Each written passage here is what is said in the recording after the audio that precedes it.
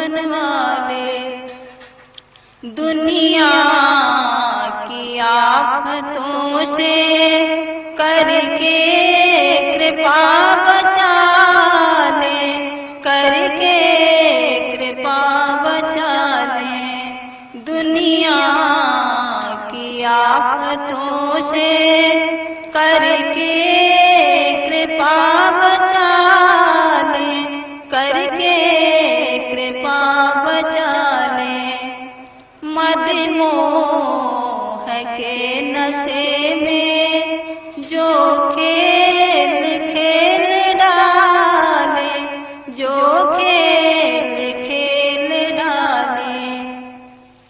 मदमोह के नशे में जो खेल खेल डाले, जो खेल खेल डाले। आया शरण में तेरे गुरुदेव मथुरा वाले, गुरुदेव मधुबन वाले। बनती हुई किसी की लाखों बिगाड़ते हैं, लाखों बिगाड़ते हैं। बनती हुई किसी की लाखों बिगाड़ते हैं।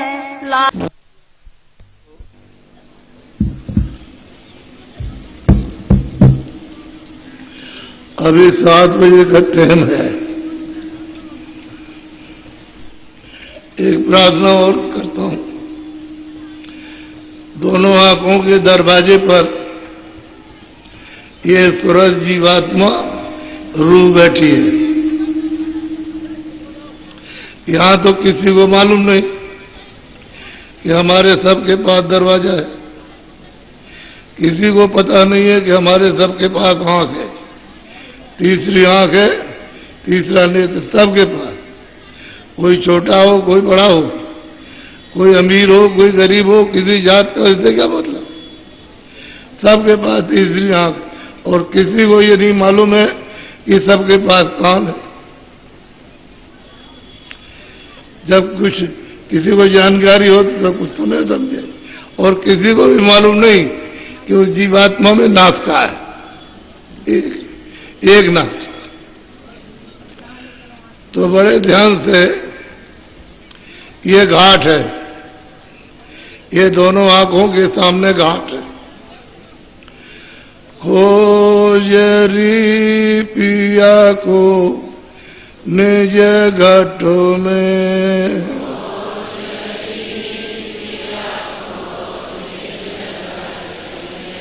खोजरी पिया को निज घाटों में।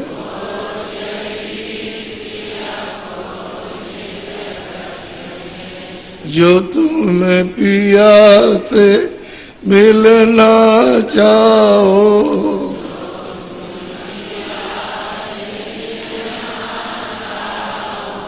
तो मत भटको जग में। सबके पास है। दोनों आंखों के मध्य में ये सूरज जीवात्मा बैठी है। और ये निजी घाट है। किसका है? सूरज का। यहीं पर अगर हम खोज करें तब तो हमको मिल जाएगा, क्योंकि यहां पर एक आंख है, यहीं पर एक कान है और यहीं पर एक नाक है। उस सूरत में ये तीनों चीजें हैं। आंख भी है, कान भी है, नाक। आंख देखने का काम करती है, कान सुनने का काम करती है, नाक का सुगंधी लेती। तीनों इस घाट पर है। तो कोई इस घाट का परिचय पूछता ही नहीं है कि हमारा निजी कौन सा घाट है। और वो सबके पास है।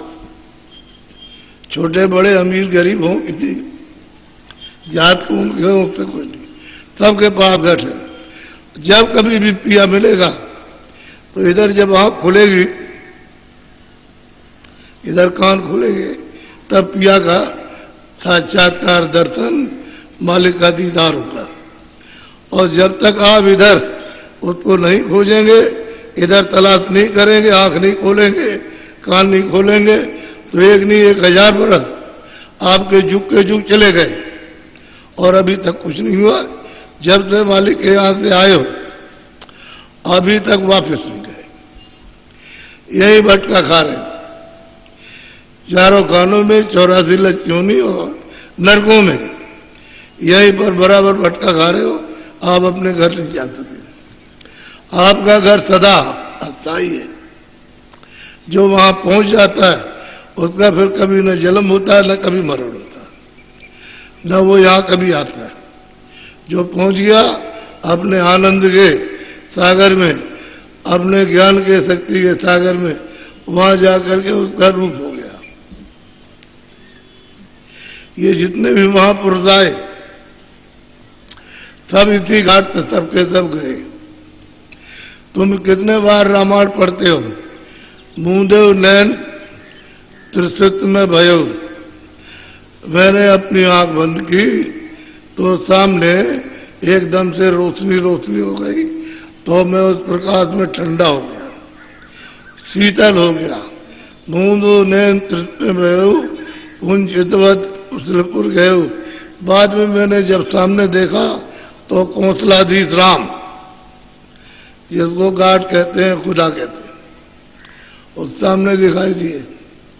तो उन्होंने कहा कि हमारी ये डोर नाम की पकड़ लो और हमारे पास चले आओ। तो नाम की डोर पकड़ी तो वह फौरन उनके पास पहुंच गए, सामने खड़े हो गए। साक्षात्कार ईश्वर का दर्शन, खुदा का दीदार सामने, घाट का सब सामने कर। उन्होंने कहा हम बहुत खुश है, हम रास्ता देते हैं, तुम ऊपर जाओ। तो उन्होंने रास्ता दिया तो उधर का मतलब ये पेट नहीं, उधर वहां अंडजराया, उधर में बहुत चौड़ा, जितना ये संसार इससे भी ज्यादा चौड़ा मैदान है, उसमें खड़े हो गए। तो वहां रचना ये तो मृतलोक में 5 तत्वों की है, जल पृथ्वी अग्नि वायु आकाश, और वहां लिंग तत्व की रचना है। 10 इंद्रिया है, चतुसंताकरण और मन, रजोगुण तमोगुण सतोगुण। तो मन और बुद्धि और चित्त, ये 4 तो ये हो गए 10 इंद्रियां, 10 4 14, और रजोगुण तमोगुण सतोगुण ये 3 हो गए 17 तत्वों का लिंग शरीर है। वो इससे सुपुर्यम, यानी ये तो कष्टदायक है, उसमें ये बीमारी नहीं, लिंग शरीर में ये बीमारी नहीं, इस रकम के भोग नहीं है, ऐसी दवा नहीं खाते हो। जिस तरह से यहां होता है वैसा वहां कामकाज नहीं, आराम से। और उसके ऊपर में सूक्ष्म शरीर है। जब इसको पार हो गए तो शब्द स्पर्श रूप रसगंध 5 तो ये हो गए, और मन बुद्धि चित्त और अहंकार 5 4 9 तत्वों का शरीर है। वो उससे भी बहुत साफ शुद्ध है, पवित्र है।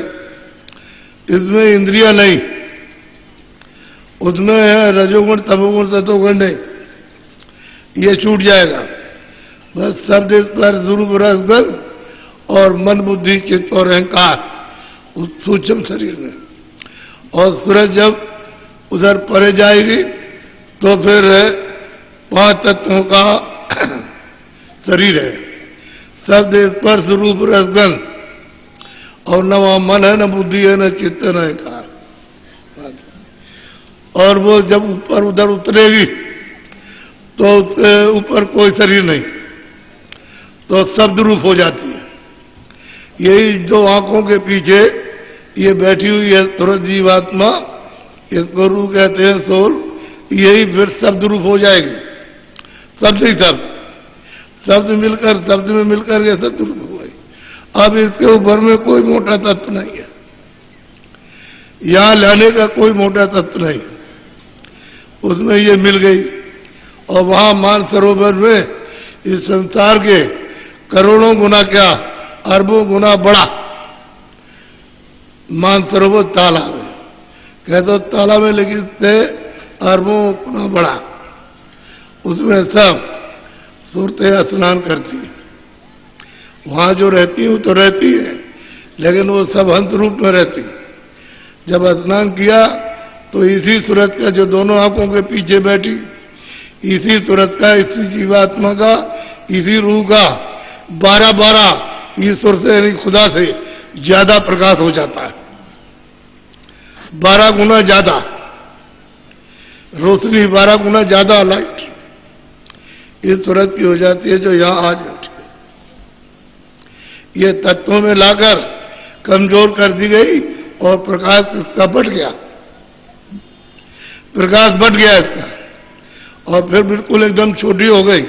जब दोनों आंखों के पीछे बैठी तो और भी छोटी, क्योंकि इस पर पाप पुण्य की गंदगी लग गई, तो बिल्कुल एकदम से आलोप हो गई गंदगी में। अब ये नहीं पता है कि हम क्या है, मुझे नहीं मालूम। तो इसका पता महापुरुषों ने सब लगाया और महापुरुषों ने देखा, तब उनसे कहा कि भाई तुम तो दरवाजे पे बैठे हो और तुम ये सब कहा क्या करते हो। अमूलक निधि, अमूलक जवाहरात, जो सोना चांदी और ये सब मिट्टी है, और वो अमूलक जवाहरात जो चेतन है, उसको प्राप्त करना चाहिए, जो सर्वदा जीवात्मा की सूरत की रक्षा करे, रखवाली करे।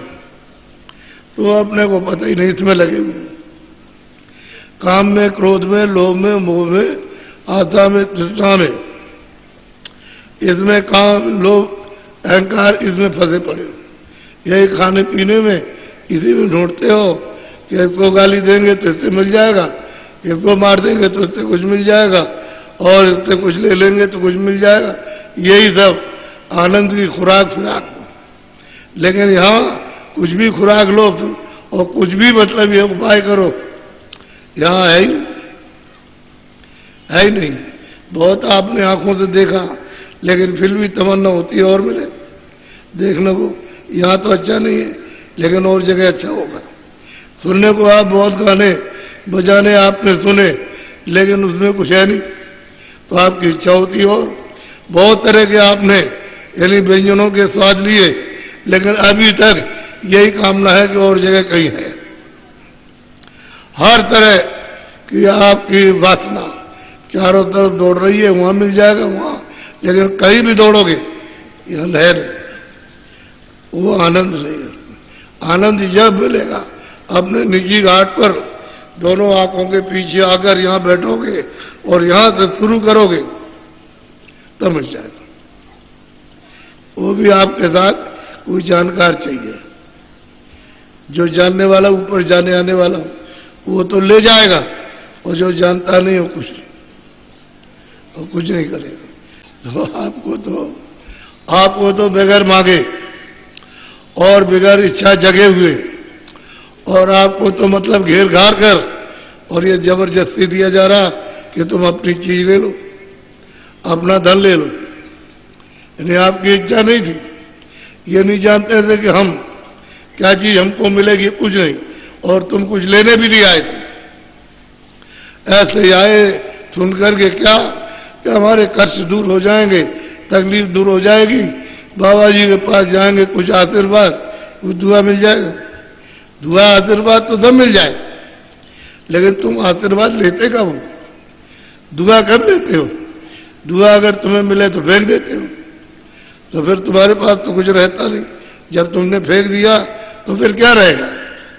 जो बताते हैं कि तुम इस तरह से रखो, दुआ को रखो, आशीर्वाद को, तो तुम्हारा लाभ करे, तो बढ़ते बढ़ फेंक दिया तो रोकथाम करने वाला कोई तुम्हारी है नहीं, जो बताया रोकथाम करे।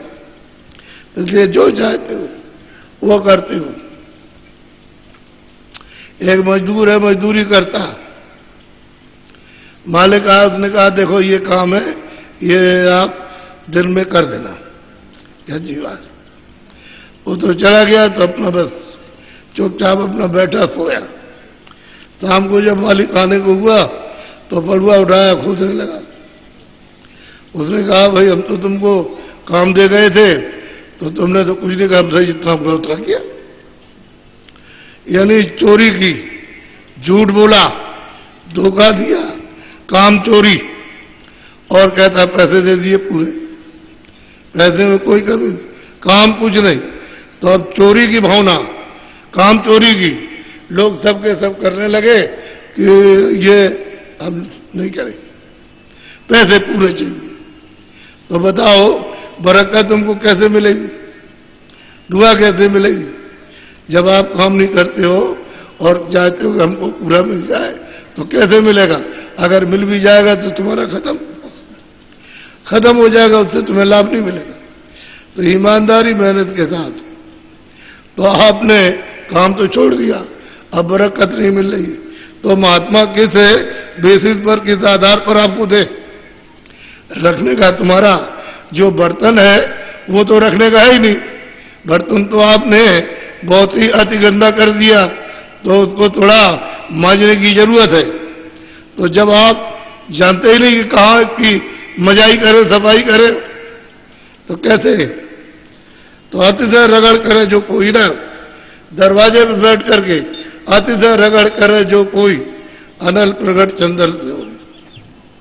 जब इधर में जो अंधेरा है, आंख बंद है, कान बंद है, नाक का बंद है, इधर में जो रगड़ करता, तो वही रगड़ से फिर कहते ज्वाला, कर्म तो साफ हो जाएंगे, यदि कर्मों की तबाही होगी तो एकदम से झलक आने लगेगी। तो जो महात्माओं ने कहा कि थोड़ा सा बर्तन अंतःकरण है, उसको तो जरा साफ हो जाने दो, तो कुछ नहीं, इनको कुछ पता ही नहीं अंतःकरण का, तो ये सब लेते हैं यहाँ। अब इनको अभी तो बताया कि भाई अंतःकरण तो इधर है, ये हृदय तो, दिल तो, हार्ट तो इधर है, ये इधर कहां से आया? कर्म सब इधर जमा होते हैं, जहां पानी कभी जाए नहीं, तुम दिन भर डूबे रहो नदी में या कुएं में डूबे रहो तो पानी में नहीं जाएगा, ना वहां कोई जहर जाएगा, ना वहां कोई तलवार जाती, अग्नि भी नहीं जाएगी, अग्नि तो नीचे तुम्हारे इसको जला देगी, वहां नहीं जा सकती अग्नि, छू करके भी नहीं जाएगा। ऐसी जगह उसने तुम्हारे पाप और पुण्यों को रखा, और तुम किसी महात्मा से नहीं पूछते हो कि हम ये पाप और पुण्य हम किस तरह से इसको जलाएंगे। वो जुक्ति दे तो उसको करो जल्दी में, तो जल्दी हो जाए काम, तो आपको समझ में नहीं आता। इसलिए तुम बड़े भाग्यशाली हो, तुमको अचानक ये चीज नर नारियों को पकड़ा दी है कि अब जरा सा थोड़ी सी तुम मेहनत करो, ये रगड़ करना, रगड़ थोड़ी सी तुम करो, थोड़ी हम करें, तो जल्दी ही कृपा हो जाए। अब तुम अगर सचेत हुए और विवेक हुआ तब तो लग गए, तब तो काम हुआ, और इधर से लिया उधर धर दिया, ताके में जाकर के धर दिया, भूल गए। जब कभी मिले तो पूछा, भाई तुमने कुछ याद किया, कुछ किया? कह रहे हम तो सब भूल गए, हमने तो कुछ ना भजन किया, ना हमने ध्यान किया, हमको तो समय खो दिया तुमने। इसलिए तुम अपने आप धोखा खाते हो और इसमें फंसते हो, तो ये उबारेगा, ये कर्म जो है पाप पुण्य उबार के ले जाएगा। ये तो तुम्हारे अंदर बेड़ियां बांधेगा, एक सोने की और एक लोहे की, और ऐसा बांधेगा यहां, हथकड़ी डालेगा पैर, समझ गए, और छोड़ नहीं सकता। तो जो पुण्य करेगा उसको सोने की बेड़ी, और जो पाप कर्म करेगा लोहे की, बस पैरा देगा और डाल देगा यहाँ 84 में ले जाएगा नरकों में, और फिर तुम्हारी अच्छी तरह से पिटाई करेगा। बताओ किससे प्रार्थना करोगे? कौन है बचाने वाला? कोई तुम्हारी इस आवाज को कोई सुनेगा? वो जानता ही नहीं कहाँ गए, और उसके ऊपर में ये दूरी दशा हो रही है। इसलिए महात्मा जो अब आते हैं वो इसी धन को, जीवात्मा को जगाने के लिए आते हैं, नाम कैसा? अभी आप नाम जानते ही नहीं हो।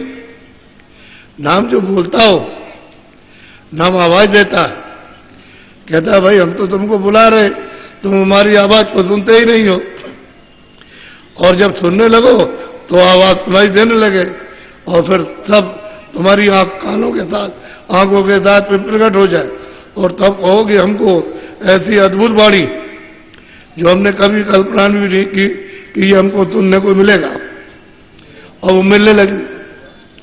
तब उसको मतलब यह है आनंद बरसता है, और फिर दुनिया एक तरफ खड़ी हो जाए और वो एक तरफ रहे, उसको हिला नहीं सकता कोई भी, उसको बहका नहीं सकता। कुछ भी कहो आप, बहका नहीं सकते। जब सच्ची थी, सच्चा रास्ता, सच्ची चीज मिली, जीवात्मा उसके साथ जुड़ गई और आनंद ले रही, तो इसको कौन मोड़ेगा?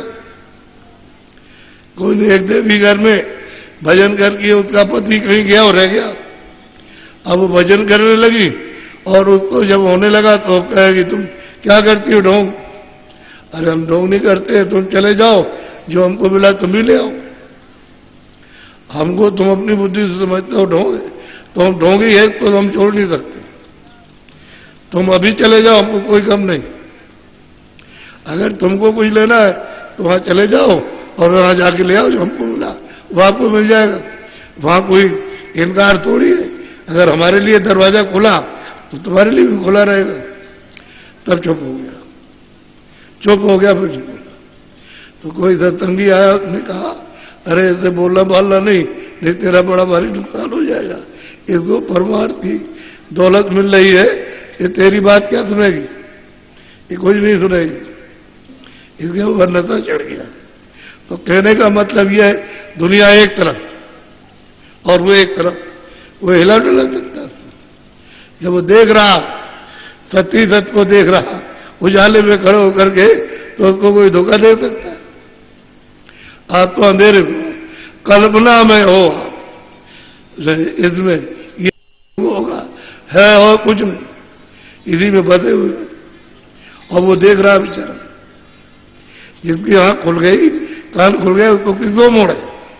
अरे तुम ही 15-20 दिन लग करके कर लो भी, तुम्हारी आंख और कान खुल जाए, कौन मोड़ेगा?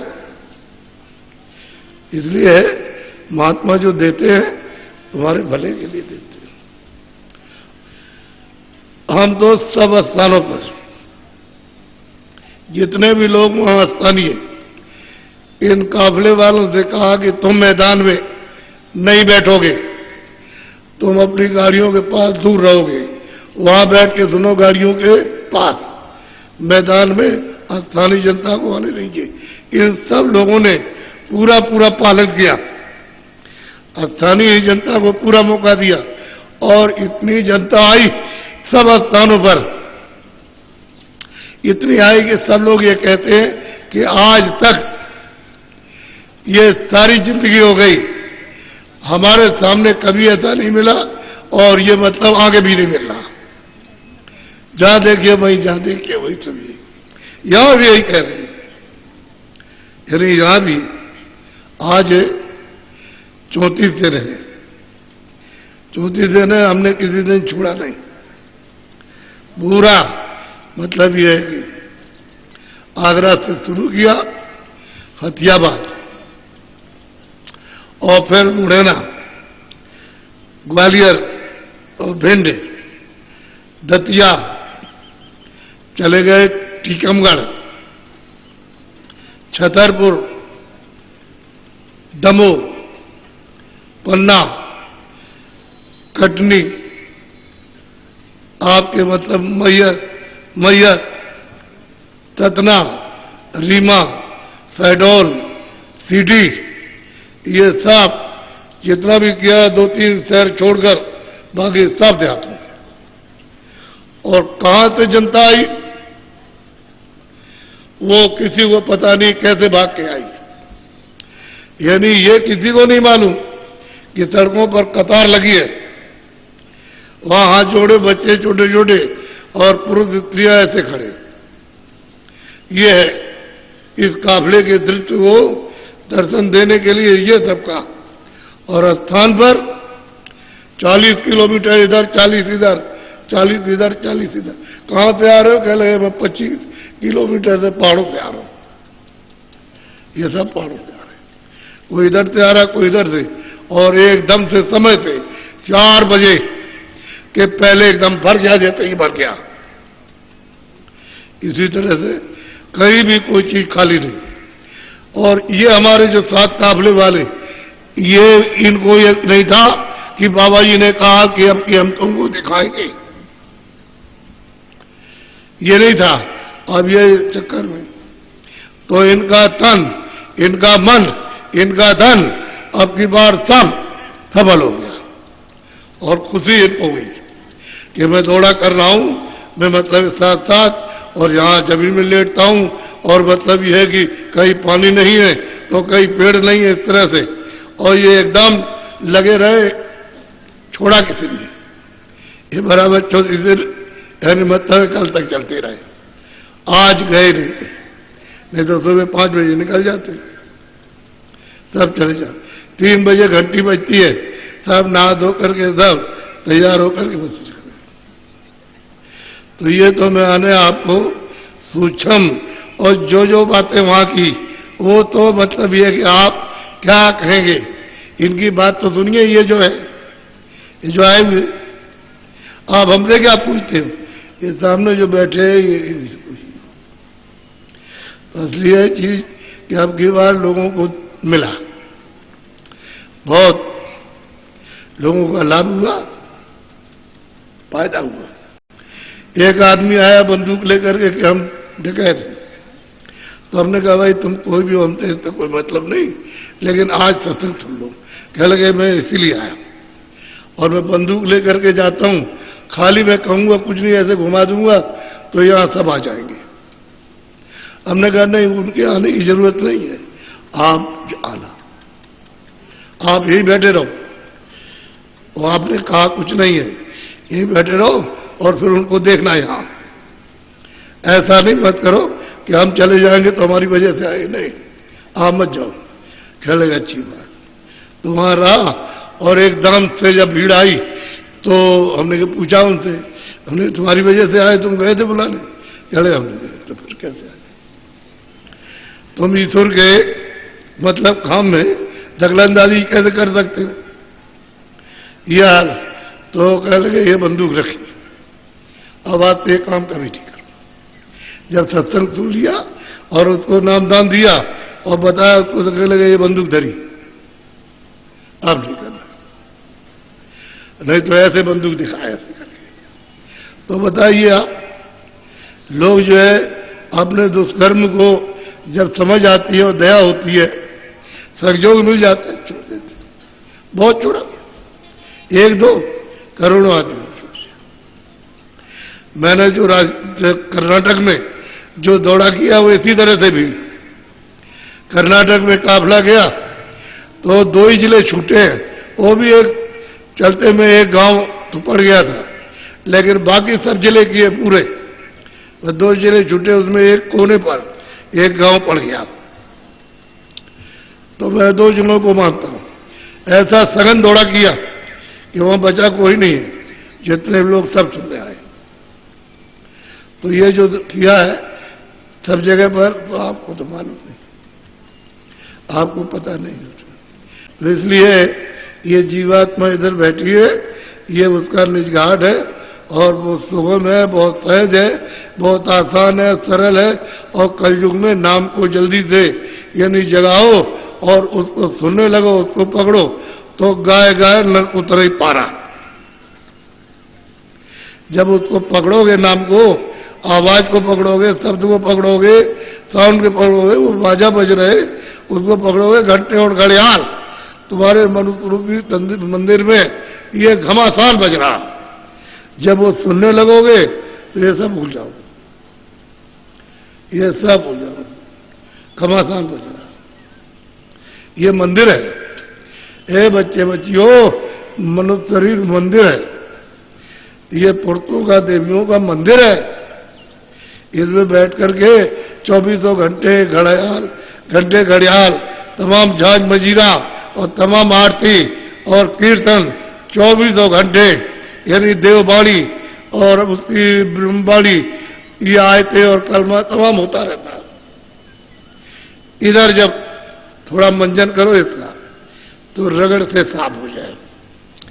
अरे वो सूरज जो जीवात्मा उसकी आंख निकल आए, जो उसकी बंद हो गई वो भर का मैल छूट जाए और वो साफ निकल आए, तो इतनी रोशनी है, ये कुछ नहीं है। ये सूरज की रोशनी कुछ नहीं, ये तो गर्म है, उसकी रोशनी बहुत ठंडी, बहुत ठंडी। लेकिन है कितनी, एक बालू का कण उसके लाख टुकड़े कर दिए जाए, उससे भी सूरज छूट गया। इसलिए शरीर में आले में कैसे आ सकती, क्योंकि शरीर के अंदर तो है नहीं। ये तो महात्माओं ने इसको बरामद किया। जब उन्होंने इसको बरामद कर लिया तब उसे मालूम हुआ, नहीं तो सबको लोभ हो गया। रास्ता ही जो सुगम था वो लोभ हो गया। इसलिए कलयुग केवल नाम को पकड़ो चलो घर, आवाज है।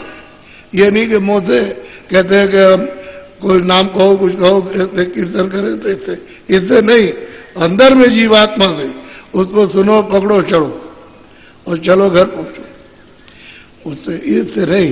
इस वजह से बहुत गाने गाते रहते, इससे काम नहीं होता। अंदर तुम्हारे पास हो रहा दरवाजे पर, तो अब नहीं किसी को मालूम तो कोई क्या करे।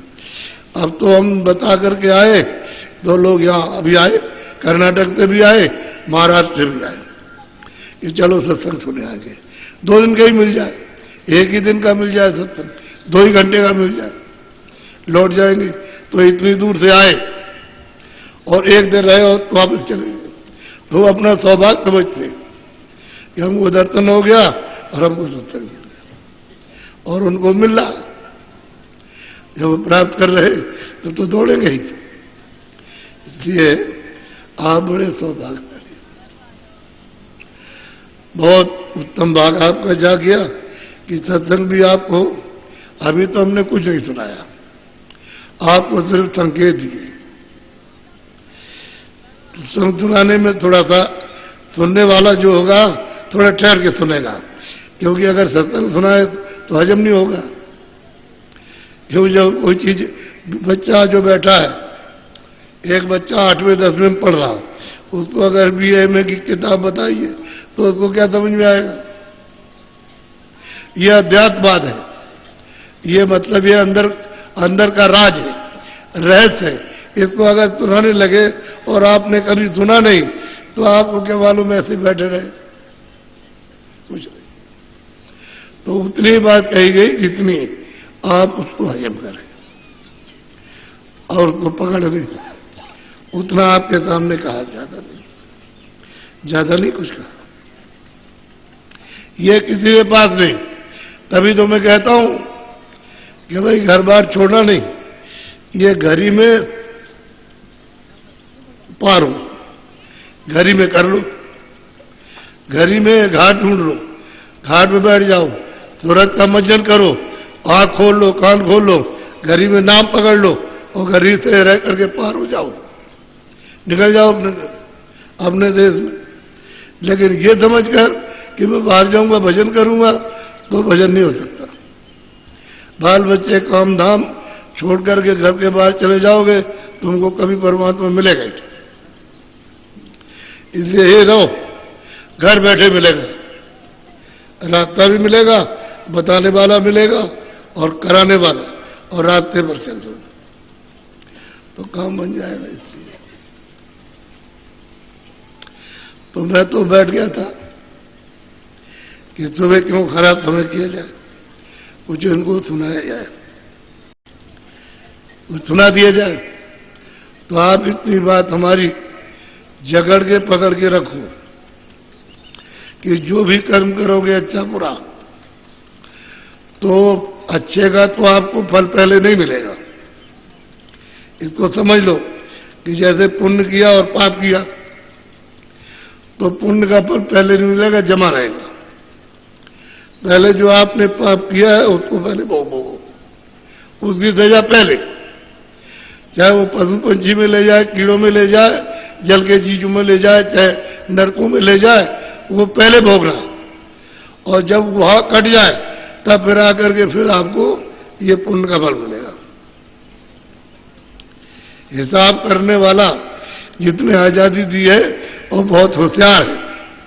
उसने कितने युगों तक आराधना की है, समय लगाया और मालिक को खुश किया। खुश हो गया तो उसने ये सब इतना वरदान मांगा तो मालिक ने दे दिया। मालिक को क्या, उनकी मौज थी, इच्छा थी कि ऐसा विस्तार कर दें तो विस्तार किया। मतलब ये ऐसा नहीं कि मालिक समझते नहीं थे, समझते थे दोनों। इन जीवात्माओं के लिए तो रास्ता आने और जाने का रखा, उनके लिए नहीं रखा। जो पहले 16 को भेजा उनके लिए नहीं, वो नहीं जाते थे। जब महाप्रलय आती है, महाप्रलय आई तो उसमें क्या होता है कि जितने भी साधक वो तो पहले चल देंगे, निकल जाएंगे। फिर इसके बाद में जो पुण्यात्माएं होती है, शुभ कर्म करती है, कोई कोई उनमें से वो चली जाएगी, पुण्यात्माएं निकल जाएगी। फिर यहां पृथ्वी में आपको अनाज नहीं मिलेगा, पेड़ों पर पत्ते नहीं मिलेंगे। कि अनाज न मिले तो पत्ते का आगे जिंदा रह जाएंगे, तो पत्ते खत्म। जानवरों के लिए कोई चारा नहीं मिलेगा तो तड़प तड़प करके बड़ा दुखद दृश्य होता है, रुदन वाला। ऐसे तड़प तड़प करके मौका पा जाएगी तो स्त्री अपने बच्चे को काट के खा जाएगी। मौका मिल गया और पति सो गया है तो उसको काट देगी और उसी का मांस खा जाएगी। ये आदमी पा जाएगा तो स्त्री को काट देगा। उस वक्त में कुछ नहीं, यह हाल रहता है। तो इस तरह से तड़प तड़प करके ये पत्थर पहाड़ जितने भी हैं, जब वो शब्द बंद करता है तो फिर करे से राख एकदम से सारा जलमग्न, पूरा का पूरा। तो जितने भी मतलब ये है कि जल में जीव रहते थे और उसमें तो थल के जीव जल में चले गए, तो वो तड़प करके उनको कोई आधार तो मिला नहीं। पानी से बाहर जाने का तो पानी हो गया, जली हो गया। तब कोई आदमी नहीं, कोई जानवर नहीं, सब पत्थर जितनी भी जमीन, ये जो कुछ भी है सब गल करके राख, सब पानी में पूरे सारे संसार। और फिर क्या हुआ कि अग्नि ने पानी को सोखा तो नीचे जल में पानी में जीव है, तो वो तड़प करके तड़पते। किस तरह से तड़पते हैं वो मतलब ये है कि शरीर का पायमान जब पूरा जल सूख उठ चला, वहां से शब्द बंद किया तो उठ चला। देर क्या लगती है? फौरन वायु ने अग्नि को सोखा और वायु को आग्रास से, और आगाज को ब्रह्मा विष्णु महादेव आद्या महाशक्ति ने समेट लिया। फिर ऊपर में ईश्वर ने, यानी मतलब खुदा ने समेटा, तो उसके बाद में ब्रह्म ने, ऐसे ही समझते हुए तब चले जाते हैं। किसी को पता नहीं, कुछ नहीं रहता। ये आएगा, उसमें आता है, लेकिन समय देर में आता है। आपको तो मालूम नहीं है। ये बात जरूर है कि जितने भी नरक के जीव 84 के, इतनी तकलीफ होती है, इतना कष्ट होता है कि वो सब उसी में भुगा लिया जाता है, तब उनका शरीर छूटेगा। इतनी यात्रा होती है जो कहीं नहीं जा सकती, लिख नहीं जा सकती। तो कर्म जब भोग लेते हैं तब हो जाता है। ये सब किताब मिट्टी, ये सब धुला राख, अब जल भगवान, जल उड़ गया अग्नि ने, अग्नि को वायु ने, वायु को आकाश, ऐसे ही सब मिटता चला जाता, कुछ नहीं बचता। और कब फिर प्रसार होगा ये कुछ नहीं कहा जाता, ये कुछ नहीं। तो इसलिए जो महापुरुषों ने देखा है कि महापुरुष कब आए, उसी को फकीरों ने देखा कि क़यामत कब आएगी मालूम। उसको क़यामत कहते हैं, अपने महाप्रलय कहते हैं। जब विस्तार हुआ तो इतना समय निश्चित है कि इतने दिन के बाद में महाप्रलय हो जाए, लेकिन देर लगती है। आपने तो ये कभी सुना नहीं कि ऐसा, और तो आप कहते हो बस हमारा है, तुम्हारा है। तुम तो आए हो दूसरे की चीज लेकर बैठे हो, चिल्ला रहे हमारी हमारी, उसको गाली दे रहे, और तुमसे छीन लेगा, सब ले लेगा और यहां दर रखवा लेगा। जाओ जाओ, हमारा हिसाब हो जाएगा, बस तुम्हारा कुछ नहीं है। तुम ऐसे ही रोते रोते गए और रोते जाओगे, और रो रहे हो, अभी रो रहे और रोते हुए आए। जब पैदा हुए तो रोते हुए, अभी तो रो रहे और जाने के वक्त रो रहे। तुम्हारा रोना कब बदलूंगा? दूसरे की चीज को आप पकड़ोगे तो रोना ही पड़ेगा। अपना कुछ शरीर भी अपना नहीं, सामान भी अपना नहीं, उसको निकाल देगा। जीवात्मा को ये पड़ा, सामान ये पड़ा, निकालेगा। तो आपका कब है? अगर आपका होता तो दौड़ के बच्चा बचा लेता, बाप माँ को बचा लेता, पत्नी को बचा लेता, इतनी दौड़ के जाती पति को बचा लेती। हाँ,